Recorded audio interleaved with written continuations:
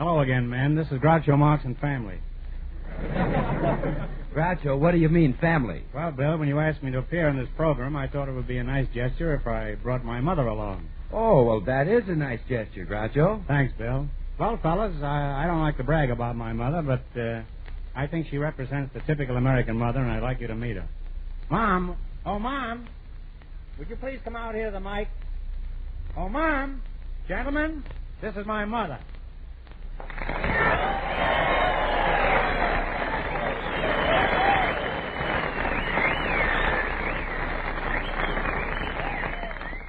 Gentlemen, this is my mother, Mrs. Betty Grable Marx. Betty, I mean Mom. Mom is blushing. It's been many years since the fellows whistled at her. Hello, everybody. It's awfully nice to be here. Mom, I'd like you to meet our announcer, Bill Wolf Goodwin. My, what a cute little fellow. Oh, please, Miss Grable, put me down.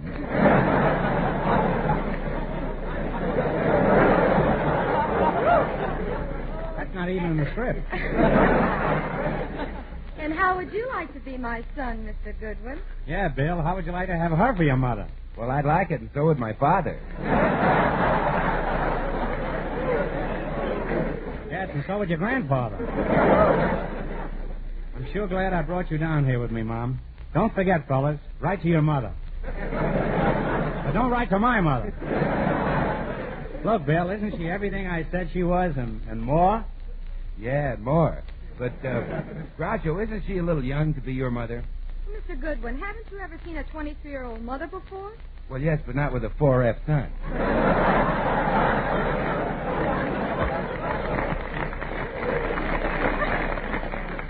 I'm really a 5G. Fellow with two heads. Well, Mom, how do you like being here talking to the men in our armed forces all over the world? Oh, it's wonderful, Junior. I'm just sorry that I can't be right there to kiss them all good night. Oh, they don't need you. The first sergeant takes care of them. Oh, gee, I'd like to have someone kiss me goodnight. Oh, are you lonesome, Mr. Goodwin? Look, Mom, don't worry about him. He's strong enough to take care of himself. I'm the one who needs babying. You know, Mom, when I look at you, I can never understand why Father left you. You know, Junior, I'm glad he's gone. You think he'll ever come back, and what can I do to keep him away? Well, why did he leave in the first place? Well, I don't know. You see, right after I adopted Groucho, my husband became insanely jealous. Yes, and for nothing at all. It all started one day when he walked into my nursery and overheard me telling Mumsy to take out more insurance on him. And he left home just for that? Well, that and the fact that I was smoking your cigars. Oh, now, wait, Groucho. Were you smoking cigars when you were a baby? Oh, just little cigars, you know. There's nothing like a good cigar after a bottle of warm milk.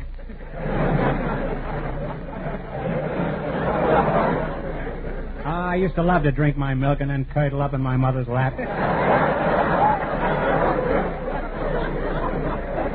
Oh, now, isn't that silly? Imagine my husband being jealous of a little baby like Groucho. Well, Mom, maybe it's best that he left. After all, he did worry you a lot. Why, overnight your hair turned prematurely blonde. Groucho, I'd like to adopt Bill Goodwin. You do a thing like that and I'll leave home. And I'll take you with me. Now, Groucho, I'd love to be alone with you for a few minutes. Betty, what woman wouldn't? I took an awful chance with that line. Groucho, do you think we could get rid of BILLGOODWIN? Oh, that's easy. Listen, Bill, if you leave us alone for a few minutes, I'll buy you some ICEKREAM. Oh, all right, I'll go. You don't have to bribe me with cigars. Well, that takes care of him. Now, Betty, what's on your mind? I know what's on mine.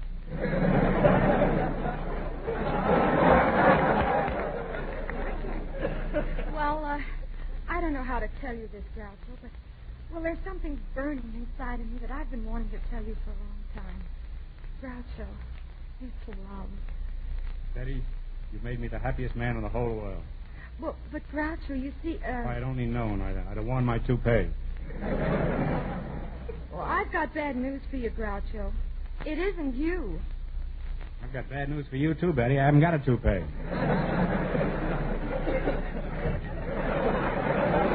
That's a funny switch, huh? You know, you're sort of a legendary character, and I understand an expert on love. I'm a Vine Street Casanova.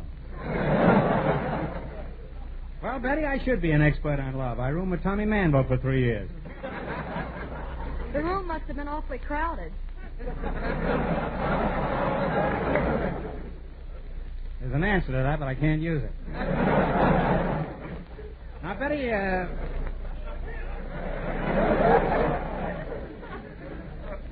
Betty, what would you like to know about love? Well, now, look, I've been going with a fellow for a long time, and I can't get him to pop the question. Betty, perhaps he doesn't love you. Love me? Why, he's crazy about me. He comes to see me every night. Does he come alone, or does he bring his wife? Now, you know I wouldn't go out with a married man. Well, if you get married, you'll have to go out with a married man. Well, why go out with a married man and break up your home? No, Betty, my advice to you is to marry a single fellow. But he is a single man, Groucho. I'm sorry, Betty, but if you want me to be of any assistance, you'll have to tell me everything.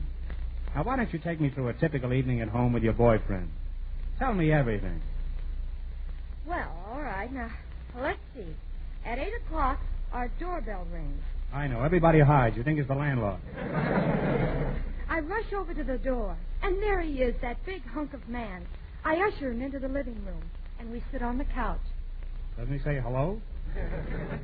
He looks at me for a half hour. Then I look at him for a half hour. Well, there's an hour shot to pieces.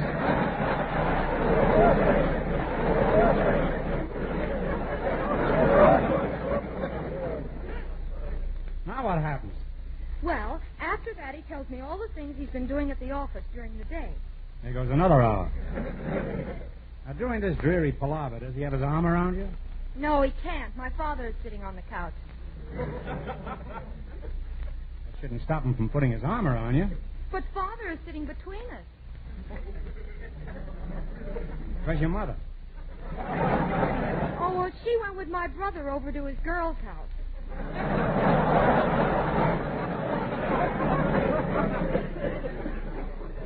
Your folks certainly trust you, kids. Now, tell me, what happens around 9:30? Around 9:30, Father takes an apple out of his pocket and starts to polish it. Does he blow on it first? Then Charlie sees the moon shining through the window. You mean Charlie is still awake? And he suggests that we go out into the garden and sit on the bench. That's the first smart move he's made. Now, when you're seated on the bench in the garden, does Charlie put his arm around you? No, he can't. Father is still sitting between us. Why? What happened to the apple? But Charlie and I just love it there in the garden. It's so peaceful and quiet. The stars are dancing in the sky, and the moon is shining down on Father's apple. Doesn't your old man wear a hat? And the only sound that breaks the stillness of the night is the sound of the frogs as they croak. I'll bet Charlie'd like to hear your old man do that. Now it's about 10:30, and Charlie takes off his gloves. You know, Charlie sounds like a pretty hot lover. I'll bet by 11 he'll take his hat off. Then we go back into the house. You see, Father is getting pretty cold. I imagine by this time Charlie's getting pretty cold, too. Now, when we get back in the living room, we all sit down on the couch. Then Father gets bored and starts to yawn. Are you sure he's bored? Yes, because by this time Mother has joined us. Oh, yes, and my brother, too. Must be pretty crowded on the couch by now.